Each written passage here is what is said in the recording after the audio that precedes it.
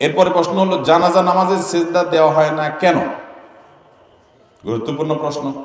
জানাজা নামাজ, এটাতে রুকু আছে, সিজদা আছে, তাহলে কেমন নামাজ এটা? রুকুও নাই, সিজদাও নাই, বৈঠকও নাই, শুধু দাঁড়ানো আছে। তো এই প্রশ্ন উত্তর হলো, মূলত জানাজা নামাজ এটা কোনো আসল পূর্ণাঙ্গ কোনো নামাজ না। এটা মূলত এটা দোয়ার আয়োজন। এটা কিসের আয়োজন? দোয়ার আয়োজন। সেই জন্য সেখানে রুকু সিজদা নেই, বৈঠক নাই, এটা গতানুগতিক নামাজ না। এখানে যে সালাত বলা হয়, নামাজ বলা হয়, নামাজ শব্দের, সালাত শব্দের অর্থ মূলত দোয়া। সালাতুল জানাজা মানে মৃত ব্যক্তির জন্য কি? এটা মূলত তার জন্য দোয়ার আয়োজন, সেজন্য দাঁড়িয়ে তার জন্য দোয়া করা হয়। রুকু সিজদা তো আল্লাহ তাআলার প্রতি কৃতজ্ঞতা নিবেদন। এখানে আল্লাহর প্রতি কৃতজ্ঞতাটা মুখ্য না, মুখ্য হলো মুর্দার জন্য কি করা? ওই দোয়ার প্রয়োজনে আল্লাহর প্রশংসা করি, আমরা সানা পাঠ করি, আল্লাহর প্রশংসা আমরা সেখানে করি, ফাতিহা পাঠ করি, দুরূদ পাঠ করি, নবীজির প্রতি দুরূদ, যাতে করে দোয়া কবুল হয়। এটা পুরোটা দোয়া। জানাজা নামাজটা মূলত কি? এটা কোনো গতানুগতিক নামাজ না, যার কারণে সেখানে রুকু সিজদা নাই।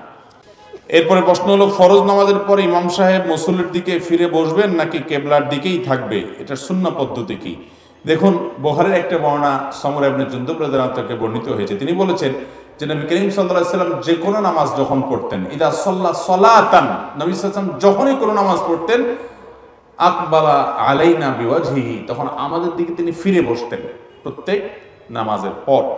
অন্য আরেক বর্ণনায় আছে, নবী এক সাহাবী বলেছেন যে নবী আলাইহিস সালাম নামাজের পর যাতে আমার দিকে ফিরে বসার জন্য যে কোনো নামাজ আমরা নবীজির ডান পাশে পড়ার চেষ্টা করতাম, কারণ তিনি এদিকে ঘুরে বসতেন। এজন্য নামাজের পরে মুসল্লির দিকে ঘুরে বসা নবী সাল্লাল্লাহু আলাইহি সাল্লামের একটা সুন্নাহ।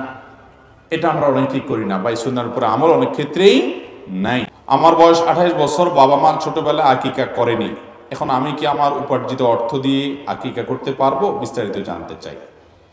এরকম আছে অনেক ফ্যামিলিতে, বাবা মার তখন সামর্থ্য ছিল না, বা তারা বুঝেন নাই, আকিকা করেন নাই। আল্লাহ তাআলা ছেলেকে এখন সামর্থ্য দিয়েছেন, মেয়েকে এখন সামর্থ্য দিয়েছেন, সন্তান বড় হয়েছে, এখন তারা নিজের আকিকা নিজে করতে চাচ্ছেন। পারবেন কিনা? উত্তর হলো পারবেন। নবী করিম সাল্লাল্লাহু আলাইহি সাল্লাম নিজে বয়স হওয়ার পর তিনি তার নিজের আকিকা নিজে সম্পাদন করেছেন, বিভিন্ন হাদিস থেকে প্রমাণিত। যার কারণে যদি আকিকা মূলত বাবার উপরে বর্তায়, বাবা যদি না করে থাকেন, এখন বাবার সামর্থ্য নাই, ছেলেকে আল্লাহ বড় হওয়ার পর সামর্থ্য দিয়েছেন, জানতে পেরেছেন যে বাবা তার আকিকা করতে পারেন নাই, তো তিনি নিজে নিজের আকিকার ব্যবস্থা করলে সেটা জায়েজ হবে এবং হাদিস থেকে সেটি প্রমাণিত।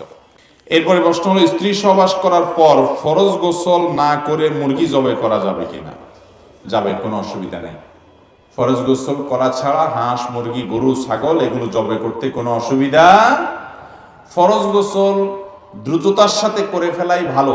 কোনো কারণে যদি মনে হয় যে এখন গোসল করব না, নামাজের আরো বাকি আছে, 1 ঘন্টা 2 ঘন্টা আরো পরে করব, তাহলে আপনি এ ফাঁকে অন্যান্য কাজ করতে পারবেন, করলে গুনাহ হবে না।